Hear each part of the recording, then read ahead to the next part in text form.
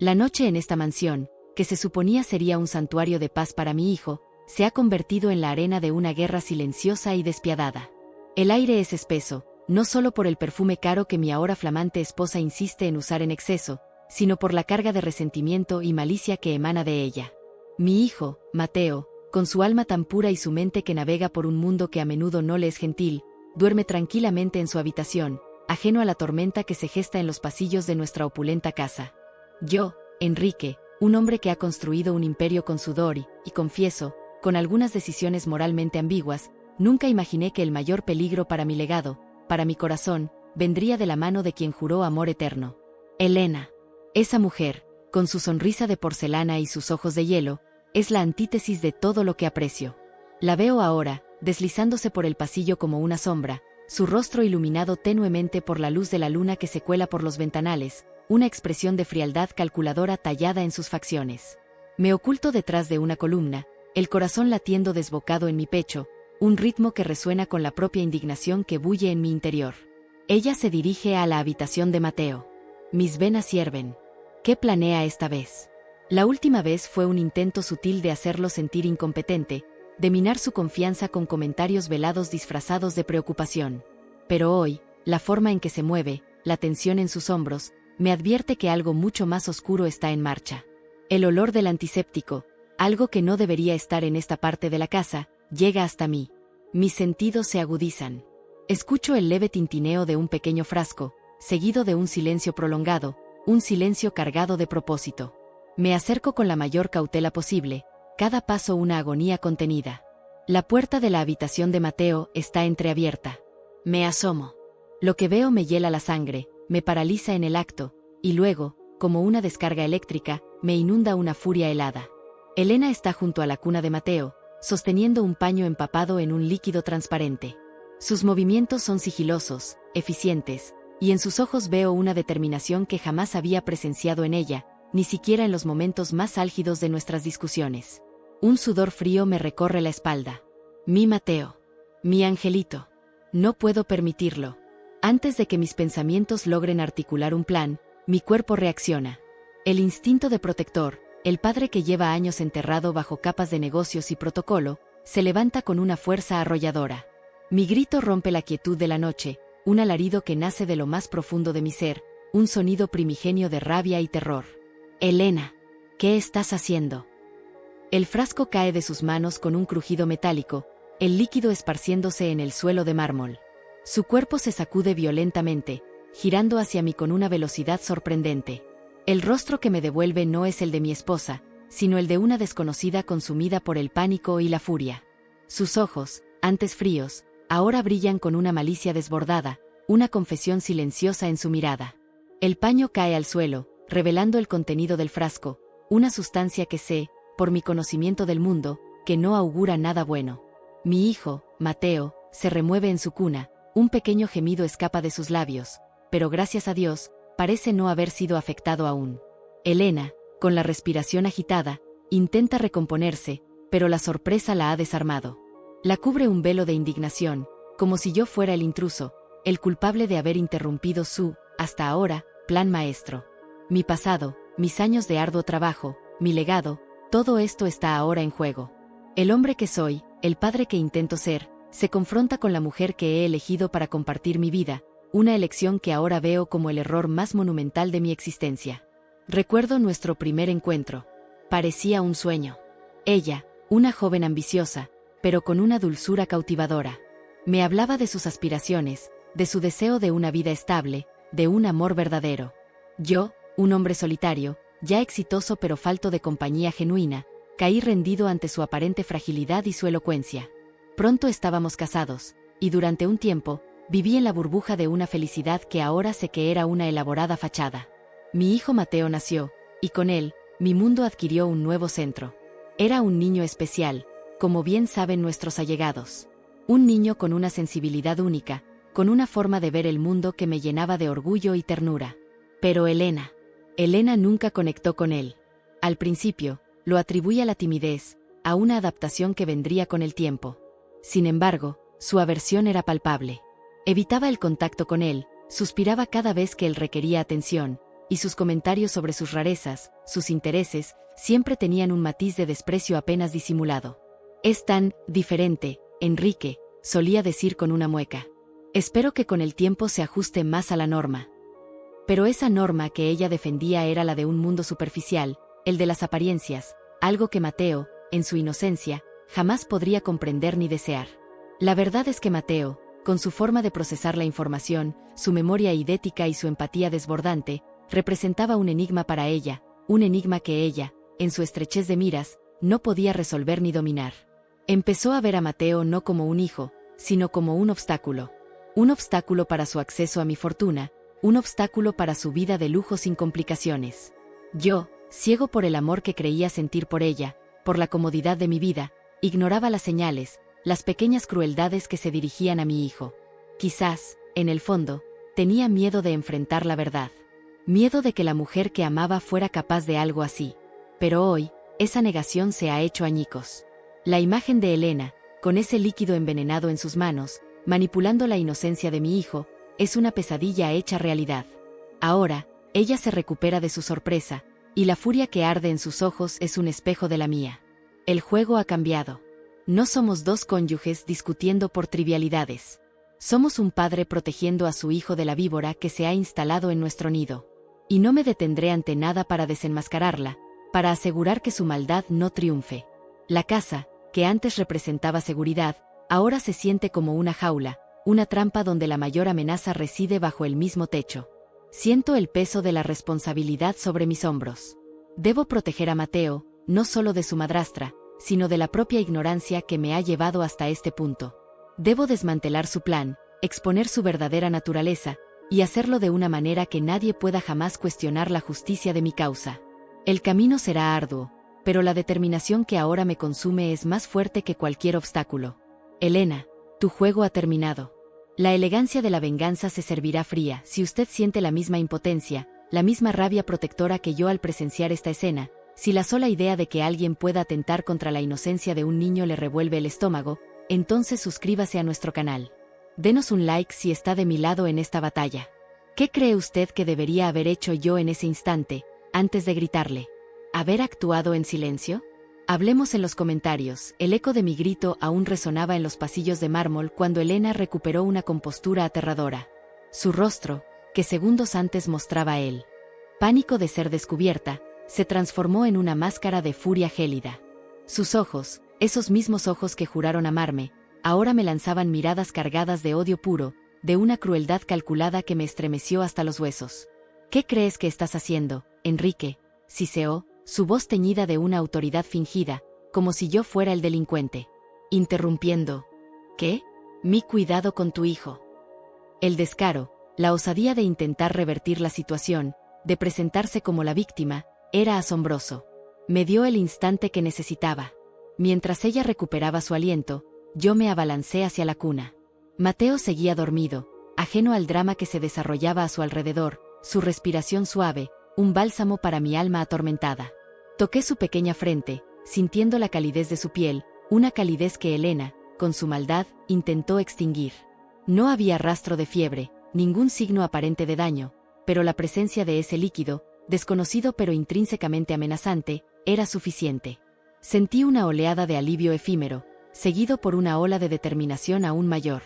Ella no había tenido éxito esta vez, pero su intento era una declaración de guerra.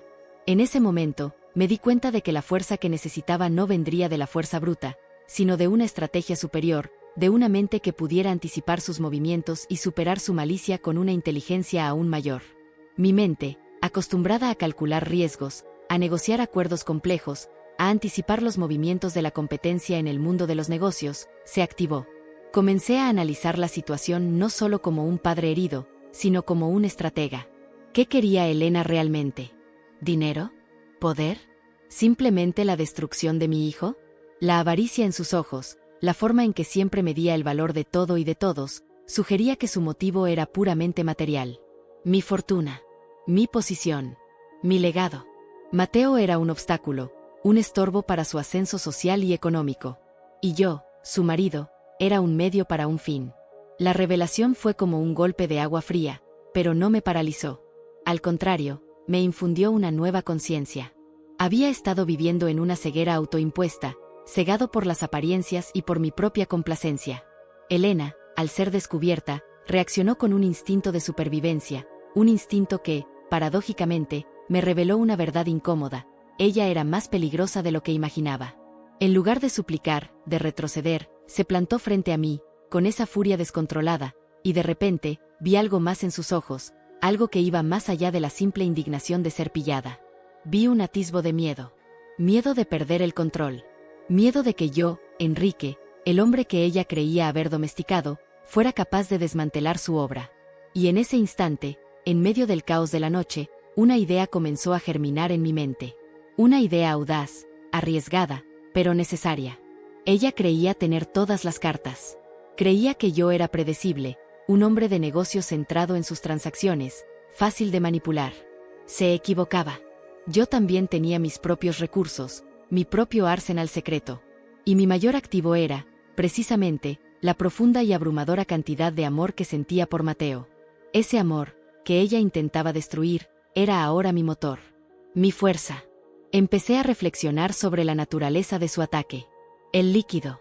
Era algo que buscaba dañar a Mateo, pero de una manera que no fuera inmediatamente fatal o detectable, algo que la dejara libre de sospechas, o que al menos le diera tiempo para perfeccionar su plan. Una droga, quizás, diseñada para afectar su desarrollo, su intelecto, o para crear una dependencia. El terror de esa posibilidad me impulsó a actuar. No podía simplemente confrontarla con lo que había visto. Necesitaba pruebas irrefutables, necesitaba desmantelar su red de engaños desde adentro. Necesitaba jugar su propio juego, pero con mis reglas. Me di cuenta de que mi debilidad, mi amor por Mateo, era mi mayor fortaleza. Ella lo veía como un defecto, como algo que me hacía vulnerable. Pero yo lo veía como mi arma secreta. Era el motor que me impulsaba a ir más allá de mis límites, a hacer cosas que nunca creí posibles. Mi mente se organizó. Cada detalle, cada conversación, cada gesto de Elena adquirió un nuevo significado. Empecé a reconstruir los últimos meses, buscando patrones, inconsistencias, pequeñas pistas que ella había dejado pasar, creyendo que yo estaba demasiado ocupado o demasiado tonto para notarlas. El temor de Elena a ser expuesta era ahora una herramienta que yo podía explotar. Ella había calculado su movimiento con precisión, pero no había contado con la profunda furia de un padre. Comencé a verme a mí mismo de una manera diferente. Ya no era solo un millonario, un hombre de negocios. Era un protector, un estratega. Y estaba a punto de embarcarme en la operación más importante de mi vida. La misión de proteger a mi hijo y de desmantelar la maldad que se había infiltrado en mi hogar. La imagen de Elena gritando en shock no era solo una fantasía, era un objetivo. Un objetivo que iba a lograr con elegancia y precisión. Cuéntenos en los comentarios qué haría usted en esta situación tan delicada. ¿Seguiría el mismo camino que yo, buscando pruebas? ¿O optaría por una confrontación directa? ¿Quién cree usted que es el verdadero villano aquí, más allá de Elena? No olvide darle like si está con nosotros en esta lucha por la justicia y suscríbase para no perderse el desenlace. El amanecer se asomaba gris y sombrío, tiñendo el cielo con los mismos tonos de preocupación que se habían instalado en mi alma. La noche había sido una tortura silenciosa. Había velado junto a la cuna de Mateo, cada movimiento suyo, cada suspiro, una confirmación de la fragilidad de su existencia ante la amenaza que representaba Elena. Ella se había retirado a sus aposentos con una frialdad que helaba la sangre, fingiendo una calma que yo sabía era una cortina de humo para sus verdaderas intenciones. Necesitaba aliados. No podía enfrentarme a ella solo. Mi círculo social, basado en intereses comerciales y apariencias, era un terreno pantanoso. La mayoría de las personas que rodeaban a Elena eran tan superficiales como ella, o peor, cómplices de sus ambiciones. Necesitaba a alguien leal, alguien con un profundo sentido de la justicia, alguien que no pudiera ser comprado ni intimidado. Y entonces, mi mente se dirigió hacia un hombre que había estado a mi lado durante años, no solo como un empleado, sino como un confidente discreto y un guardián silencioso. Ramiro. Él había sido mi chofer, mi asistente personal, y con el tiempo, se había convertido en el único en quien realmente confiaba. Ramiro poseía una inteligencia perspicaz, una lealtad inquebrantable y un profundo respeto por mi familia. Había visto la forma en que Elena trataba a Mateo, y a menudo, he notado la incomodidad en sus ojos, la forma en que protegía a mi hijo con miradas furtivas cuando creía que nadie lo veía. Era mi oportunidad. Lo convoqué a mi estudio temprano esa mañana, el aire cargado de una tensión palpable. Elena había salido, según ella, para una reunión importante, una excusa que ahora veía a través de su velo de mentiras. Le pedí a Ramiro que cerrara la puerta, el gesto en sí mismo una señal de que lo que estaba a punto de compartir era de suma gravedad. Me senté en mi escritorio, la espalda recta, reuniendo la entereza para empezar. Ramiro, comencé, mi voz resonando con una seriedad que rara vez usaba con él, necesito tu ayuda. Y necesito tu absoluta discreción. Lo que te voy a contar es de la mayor importancia y peligro. Él me miró con atención, sus ojos oscuros y profundos, reflejando una preocupación genuina. Señor Enrique, usted sabe que mi lealtad es incondicional. Dígame. Y entonces, se lo conté todo. La escena de la noche anterior, el frasco, mis sospechas, mi certeza de que Elena estaba conspirando contra Mateo. Le detallé mis temores, mi creciente convicción de que ella representaba una amenaza existencial para mi hijo. Le hablé de su desprecio, de su ambición desmedida, de cómo veía a Mateo como un obstáculo. La expresión en el rostro de Ramiro cambió de la preocupación a la indignación, luego a una furia contenida que me confirmó que había tomado la decisión correcta al confiar en él. No puedo creerlo, señor, dijo Ramiro, su voz tensa. Siempre he sentido que algo no estaba bien con la señora Elena. Su forma de mirar al pequeño Mateo me daba escalofríos. Pero jamás imaginé esto. Yo tampoco, Ramiro. Yo tampoco, admití, el peso de mi propia ceguera abrumándome. Pero ahora lo sé. Y no puedo permitir que ella le haga daño a mi hijo. Necesito desmantelar su plan, exponerla, y para eso, necesito tu ayuda. Tú eres mis ojos y mis oídos en lugares donde yo no puedo estar, donde ella no sospecharía. Empezamos a trazar el plan. La primera fase era recopilar información. Necesitábamos saber exactamente qué era ese líquido, cuáles eran sus intenciones específicas, y si había habido incidentes previos que hubieran pasado desapercibidos. Le pedí a Ramiro que investigara discretamente sobre los proveedores de productos químicos, que buscara en la casa, en la oficina de Elena, cualquier rastro de sus actividades. Le instruí que fuera meticuloso, que no dejara piedra sin remover, pero que actuara con la máxima cautela. Busca cualquier cosa, Ramiro, le dije. Correos electrónicos, facturas, conversaciones, cualquier cosa que revele sus motivos y sus métodos. Necesitamos pruebas contundentes. Necesitamos que su propia maldad la condene. Lo haré, señor, aseguró Ramiro, con una determinación férrea. Me aseguraré de que se haga justicia para el pequeño Mateo. La conversación se extendió durante horas. Compartimos nuestras observaciones, nuestras corazonadas, nuestras hipótesis. Ramiro me contó sobre las veces que Elena había estado ausente, sobre sus llamadas telefónicas sospechosas, sobre su creciente interés en la seguridad de la casa y en los horarios de Mateo. Cada detalle, por insignificante que pareciera, se sumaba al sombrío mosaico de su engaño. También debemos considerar a quien más podría estar manipulando, reflexioné en voz alta. Ella no actúa sola. Tiene esa ambición voraz, pero también es astuta. Puede tener cómplices. Me centraré en sus círculos más cercanos, señor, ofreció Ramiro. Personas que ella podría usar para conseguir lo que quiere. Tal vez el personal de servicio, o incluso algunos de sus amigos de la alta sociedad. La confianza mutua se fortaleció en ese diálogo. Había una corriente subterránea de indignación compartida, un deseo común de proteger a un niño inocente. La relación entre el millonario y su chofer se transformó en una alianza entre dos hombres unidos por un propósito noble. El plan comenzó a tomar forma, no como un acto de venganza impulsiva, sino como una operación quirúrgica, calculada para desmantelar la red de mentiras de Elena pieza por pieza. Necesitamos un detonante, le dije a Ramiro, mientras la oscuridad de la noche anterior volvía a mi mente. Algo que la obligue a revelar sus verdaderas intenciones, o algo que la haga cometer un error fatal. Él asintió. Tal vez, señor, si ella cree que está ganando, que su plan avanza sin oposición, se relaje y se vuelva descuidada. Podríamos crear una situación que la presione a actuar. La idea me pareció prometedora. Jugar con su ego, con su seguridad. Pero no debíamos arriesgar a Mateo. Cualquier acción debía ser un paso calculado, un movimiento en un tablero de ajedrez donde la vida de mi hijo era la pieza más valiosa. Ramiro, le dije, mirándolo a los ojos. Tu lealtad es mi mayor fortuna. En este momento, más que mi imperio, lo que me importa es Mateo.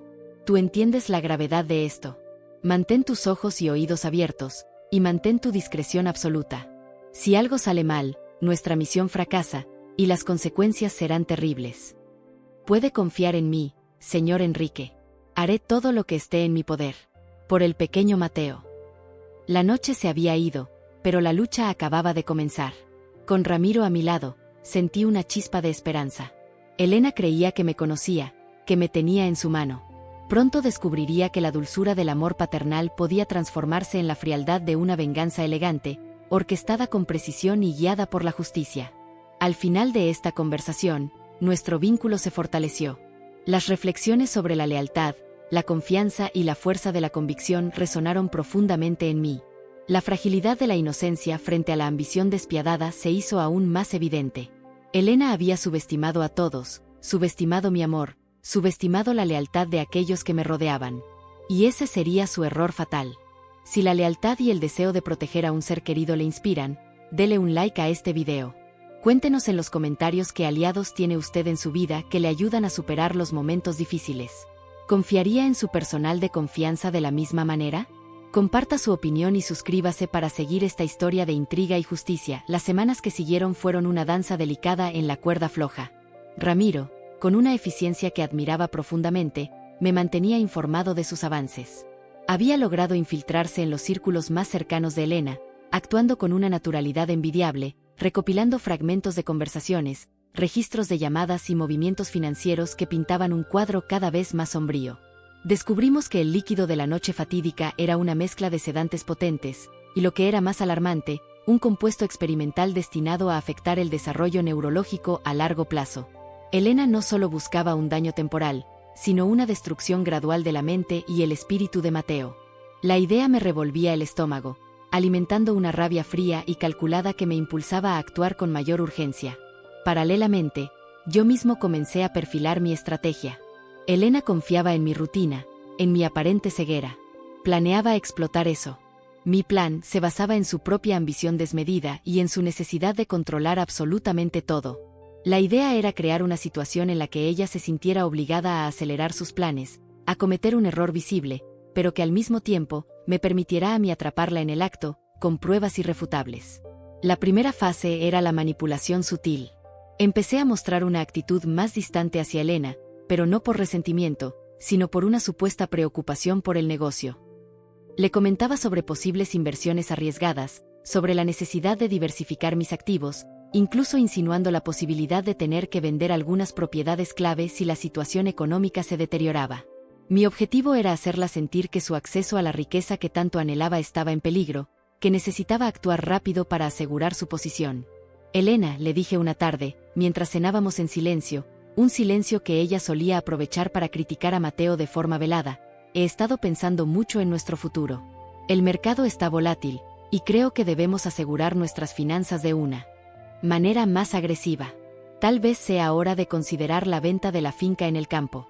Con ese capital, podríamos invertir en algo más seguro y rentable.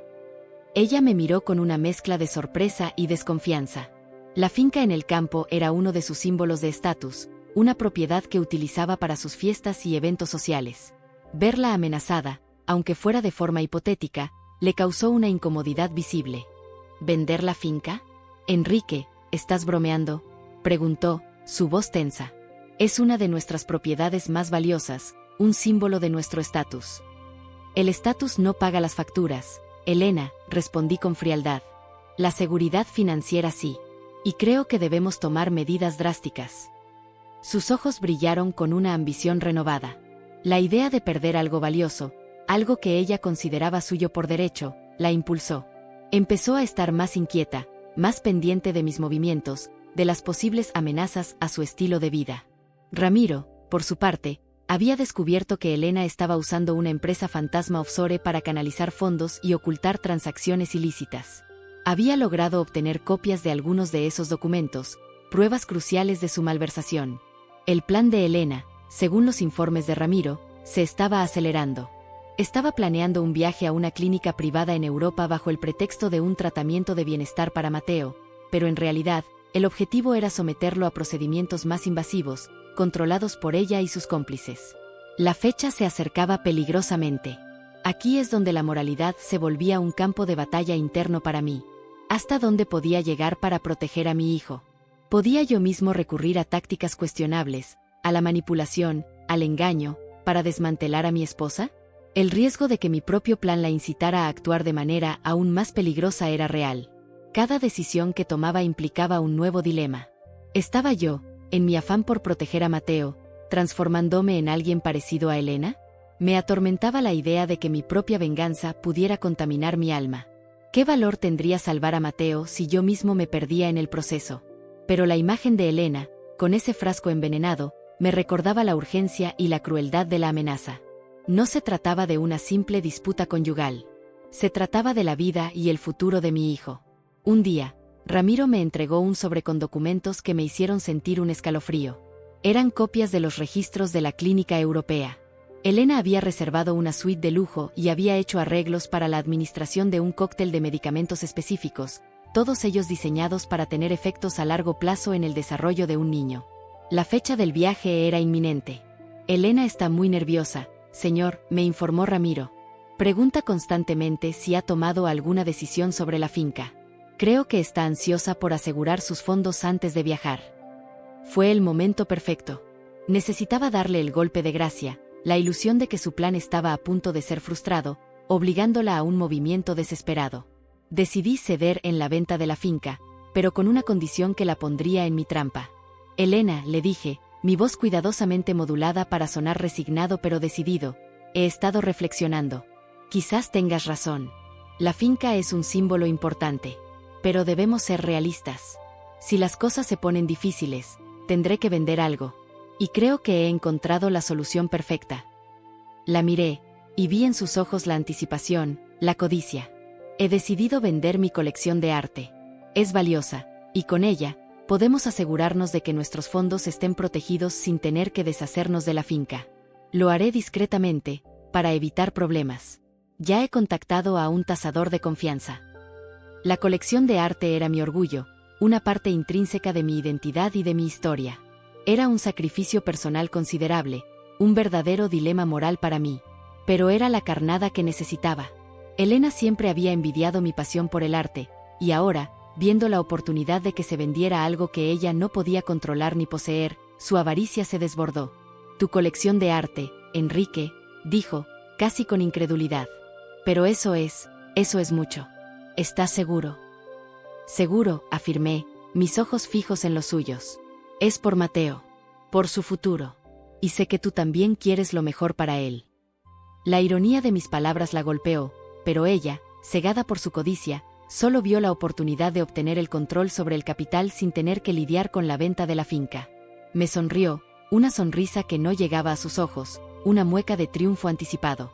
No sabía que mi sacrificio era, en realidad, la pieza clave de mi plan.